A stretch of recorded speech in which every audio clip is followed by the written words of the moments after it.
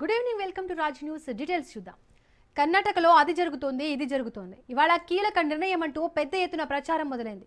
కానీ ఇవాళ బీహార్ ఎన్నికల్లో ఓటమి గురించి మాత్రమే ఖర్గే, రాహుల్ గాంధీ, ప్రియాంక గాంధీ చర్చించారంటూ ఆ పార్టీ వర్గాలు సోనియా గాంధీ వ్యక్తిగత పని మీద అబుదాబికి వెళ్లారు. దీంతో ఆమెపైనే భారం వేశారు కన్నడ కాంగ్రెస్ లీడర్లు. ఇప్పటికే కర్ణాటకలో సీఎంను మార్చేస్తున్నారన్న ప్రచారం జోరందుకుంది. సీఎంగా డీకే శివకుమార్ను హైకమాండ్ చేస్తోందంటూ వార్తలు గుప్పుమన్నాయి. మరోవైపు డీకేకు పీఠం ఇవ్వకుండా సిద్ధరామయ్య వ్యూహాలంటూ మరికొన్ని కథనాలు వెలువడ్డాయి.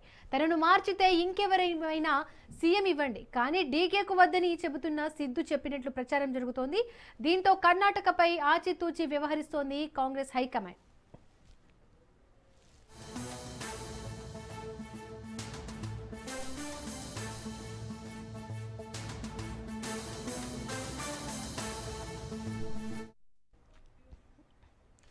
కర్ణాటక పరిణామాలపై కాంగ్రెస్ హైకమాండ్ ఫోకస్ చేసింది. హస్తినాలో హస్తం అగ్రనేతలు సమాలోచనలు చేస్తున్నారు.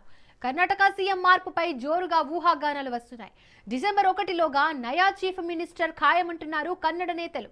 సీఎం సిద్ధరామయ్య స్థానంలో డీకే శివకుమార్ వస్తారని ధీమాగా చెబుతున్నారు. ఇప్పటికే కర్ణాటక సీఎం పదవి కోసం అటు సిద్ధరామయ్య, ఇటు డీకే శివకుమార్ మధ్య నెలకొన్న వివాదం కీలక దశకు చేరింది. పీసీసీ చీఫ్ డీకే శివకుమార్ చేసిన వ్యాఖ్యలు కాంగ్రెస్ హైకమాండ్ కు పరోక్ష హెచ్చరికలా మారాయి. మాటకున్న శక్తి ప్రపంచంలోనే అత్యంత గొప్పదని వాగ్దానం నిలబెట్టుకోవడం అనేది అతిపెద్ద చర్యన్నారు డీకే శివకుమార్. సీఎం పదవిని మార్చేందుకు గతంలో హైకమాండ్ ఇచ్చిన హామీని ఆయన గుర్తు చేశారని శివకుమార్ వర్గం చెబుతోంది. ఈ పరిణామాలు కర్ణాటక రాజకీయాల్లో అధికార మార్పు జరగనుందనే ఊహాగానాలకు మరింత బలం చేకూర్చాయి.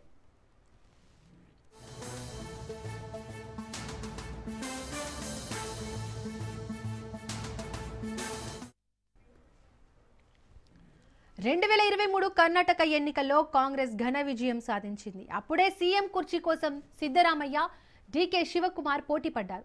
2.5 ఏళ్లు పూర్తి కావడంతో నాయకత్వ మార్పు కోసం గట్టిగా పట్టుబడుతోంది డీకేఎస్ శిబిరం. అయితే సిద్ధరామయ్య బృందం ఆ వాదనను తోసిపుచ్చింది. దీంతో త్వరలోనే ప్రతిష్టంభనకు ముగింపు పలకాలని యోచిస్తోంది హైకమాండ్. డిసెంబర్ 1లోపు కర్ణాటకలో నాయకత్వ మార్పు జరిగే అవకాశం ఉన్నట్లు విశ్వసనీయ వర్గాల సమాచారం.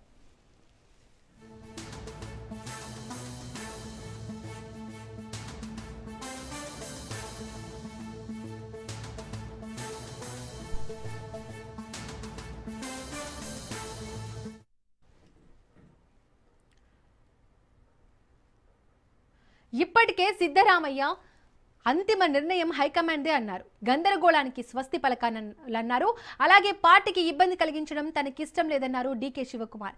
దీంతో ఏం జరుగుతోందో చూడాలంటున్నారు కన్నడిగులు.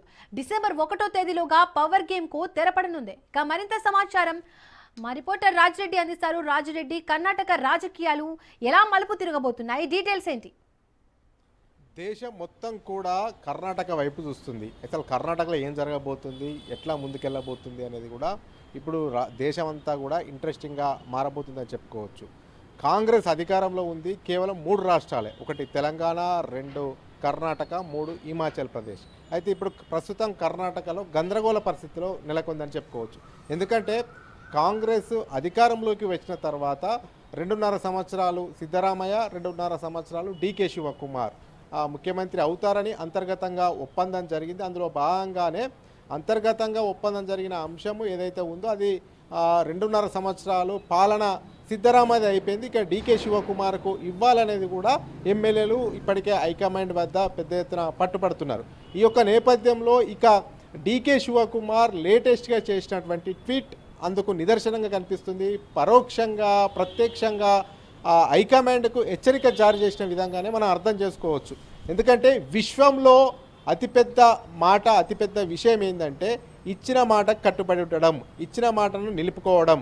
అది తానైనా సరే, అదేవిధంగా లీడర్ అయినా సరే, ప్రెసిడెంట్ అయినా సరే, ఎవరైనా కానీ ఇచ్చిన మాటను నిలబెట్టుకోవాలి అనేది కూడా హైకమాండ్కు గుర్తు చేస్తూ ఒక ట్వీట్ చేశారు. అంటే హైకమాండ్ 2.5 సంవత్సరాలు సిద్ధరామయ్యను ఉండువని చెప్పింది. ఆ 2.5 సంవత్సరాల తర్వాత తనను ముఖ్యమంత్రి చేస్తుంది అని చెప్పింది. కాబట్టి తనకు ఇచ్చినటువంటి హామీని నిలబెట్టుకోవాలి.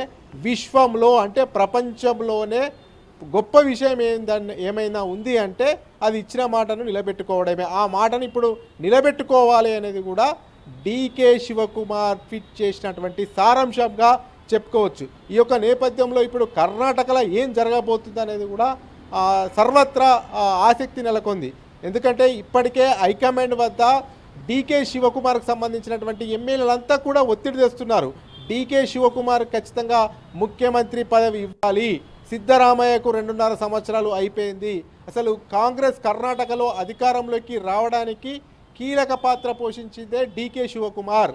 పిసిసి అధ్యక్షుడిగా విస్తృతంగా పర్యటించి కాంగ్రెస్ను అధికారంలోకి తీసుకొచ్చినటువంటి డీకే శివకుమార్కు ముఖ్యమంత్రి పీఠం అప్పగించవలసిందే అనేది కూడా డీకే శివకుమార్కు సపోర్ట్ చేస్తున్నటువంటి ఎమ్మెల్యేలు హైకమాండ్ పైన ఒత్తిడి తెస్తున్నారు. అయితే ఇదే అంశం పైన మల్లికార్జున ఖర్గే కూడా ఒక స్పష్టత ఇచ్చారు. ముఖ్యమంత్రి మార్పు పైన చర్చ జరుగుతుంది, హైకమాండ్తో చర్చిస్తున్నాను, ఆ చర్చలో రాహుల్ గాంధీ కూడా పాల్గొన్నారు. అయితే సోనియా గాంధీ విదేశీ పర్యటనలో ఉంది, ఆమె వచ్చిన తర్వాత కూడా మరోసారి చర్చిస్తాం అనేది కూడా మల్లికార్జున ఖర్గే స్పష్టం చేశారు. ఈ యొక్క నేపథ్యంలో మరి అధికారం మార్పిడి జరుగుతుందా, సీఎం సీటుకు కొత్త ముఖ్యమంత్రి వస్తాడా రాడా అనేది కూడా సర్వత్రా ఉత్కంఠ ఉంది. ఒకవేళ ముఖ్యమంత్రిని కంటిన్యూ చేస్తే ఏ రకంగా ఉండబోతుంది, ఒకవేళ ముఖ్యమంత్రి సిద్ధరామయ్య ప్లేస్లో డీకే శివకుమార్ను కొత్త ముఖ్యమంత్రిగా చేస్తే ఏ విధంగా ఉంటుంది, ఇవన్నిటిని కూడా కాంగ్రెస్ హైకమాండ్ బేరేజు వేస్తున్నట్లు సమాచారం. ఒకవేళ సిద్ధరామయ్యను తొలగించి డీకే శివకుమార్ను ముఖ్యమంత్రి ఇస్తే మరి కర్ణాటకలో రాజకీయం ఎలా మలుపు తిరగబోతుంది, ఒకవేళ సిద్ధరామయ్యనే కంటిన్యూగా ముఖ్యమంత్రిగా కంటిన్యూ చేస్తే మరి డీకే శివకుమార్ ఎంతవరకు సహకరిస్తాడు, ఏమన్నా జరిగే అవకాశాలు ఉన్నాయా, ఎమ్మెల్యేల బలము డీకే శివకుమార్కు ఉంది కాబట్టి ఇంకేమన్నా జరిగే అవకాశం ఉందా, ఇదే కోణంలో మొత్తం జాతీయ నాయకత్వం కూడా ఈరోజు తర్జన భర్జన పడినట్టు తెలుస్తుంది. ఇందులో భాగంగానే ఒకవేళ ఉంటే డిసెంబర్ 1 లోపల ముఖ్యమంత్రి మార్పు అవకాశం ఉంది అనేది కూడా ఏఐసిసి వర్గాల నుంచి సమాచారం అందుతుంది.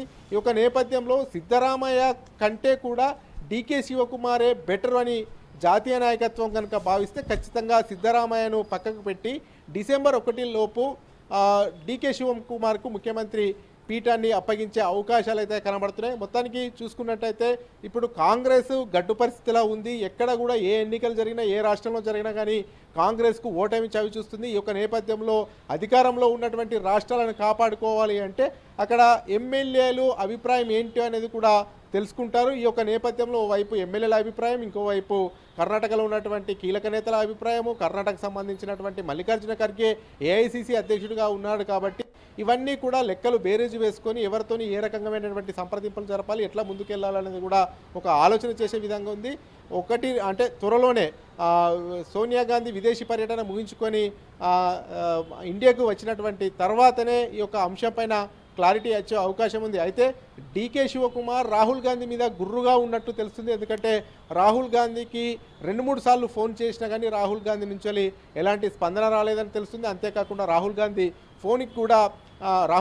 ఫోన్ చేస్తే కూడా రెస్పాండ్ కాలేదు. డీకే శివకుమార్ ఎన్నిసార్లు ఫోన్ చేసినా రాహుల్ గాంధీ స్పందించడం లేదు అనేది కూడా కన్నడ కాంగ్రెస్ వర్గాల్లో చర్చ జరుగుతుంది. ఈ యొక్క నేపథ్యంలోనే ఆయన మనస్తాపానికి గురైనటువంటి డీకే శివకుమార్ ట్విట్టర్లో తన అభిప్రాయాన్ని షేర్ చేసినట్లు తెలుస్తా ఉంది. దీపిక, రాజిరెడ్డి, కర్ణాటకలో జరిగే ఈ రాజకీయ పరిణామాలకు హైకమాండ్ నుంచి ఏమైనా స్పందన వచ్చిందా?